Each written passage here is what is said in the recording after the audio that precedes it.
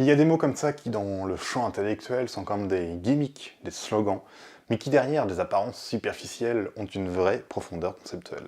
Il en est ainsi de la déconstruction. On parle souvent aujourd'hui dans le milieu académique, mais aussi militant, de déconstruire le genre, la race, la classe et bien d'autres choses. Dans ce numéro de capsule, on va se demander qu'est-ce que ça peut bien vouloir dire, cette fameuse déconstruction. Et je peux vous le dire, tenter de vulgariser en quelques mots, en quelques minutes, la déconstruction, c'est horrible. Horrible. Mais bon, allons-y, et pardon d'avance pour le jargon, c'est pas moi, c'est Derrida.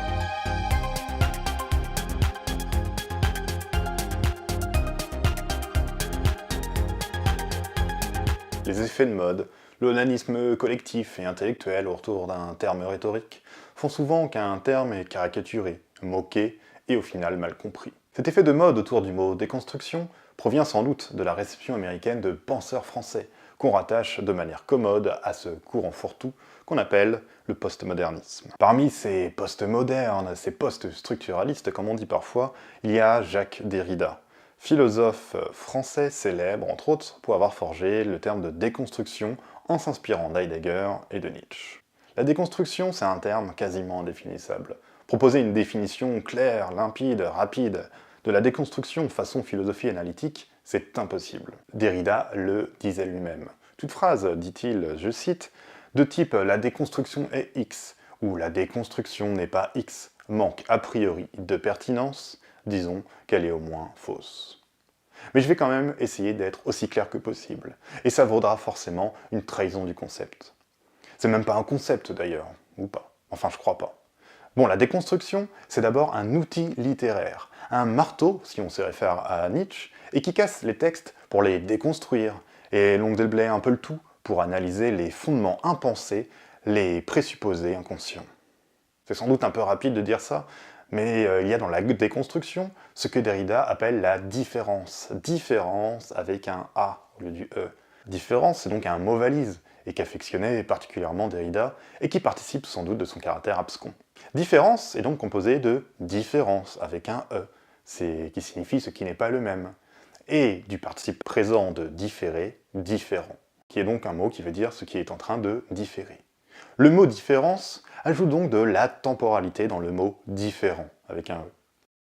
La déconstruction, entre autres, c'est montrer que les catégories binaires qui structurent nos manières de penser, nature, culture, écriture, parole, corps, esprit, homme, animal, etc., sont fondées sur des présupposés métaphysiques prétendument immuables et qui favorisent toujours l'une des deux catégories. La déconstruction montre qu'il y a du jeu dans ces catégories. Il y a toujours du mouvement et la possibilité d'une déstabilisation, d'un dévoilement du continuum derrière ce qu'on croit fixe et séparé, et qui a été construit historiquement comme tel. Le mot déconstruction, au fur et à mesure des années 70, 80, va peu à peu prendre un sens plus général, qui va s'opérer en symétrie avec l'idée de construction sociale de certains aspects de la réalité. De construction sociale du sexe, du genre, de la race, de la classe sociale, etc. Déconstruire, ça va être alors montrer que ces aspects sont construits et qu'on peut les dépasser pour construire justement autre chose à la place. Quelque chose peut-être, sans doute, de plus émancipateur, par exemple. La déconstruction derridienne et la déconstruction en ce sens plus général partagent tous deux un anti-essentialisme. L'essentialisme, c'est la conception selon laquelle les choses sont par nature, par essence, ce qu'elles sont et que rien ne peut les changer. Au niveau du genre, l'essentialiste dira que les femmes ont tel comportement en raison de leur sexe, qu'il est naturel et immuable qu'elles agissent de telle ou telle manière. L'anti-essentialiste dira au contraire que, par exemple, les comportements genrés sont des constructions sociales, historiques, que l'on peut déconstruire.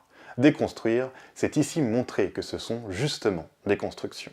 Comme le rappelle François Cusset dans son livre, attention accent anglais, Friend Theory, livre précieux pour comprendre la réception d'auteurs comme Derrida ou Foucault aux États-Unis, la déconstruction va peu à peu être politisée sur les campus américains et influencer, entre autres, les pensées féministes et post-coloniales.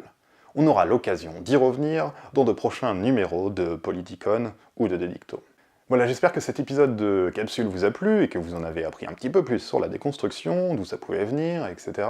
N'hésitez pas à commenter pour dire ce que vous en avez pensé, à mettre des petits pouces bleus, à vous abonner, à partager les vidéos un peu partout.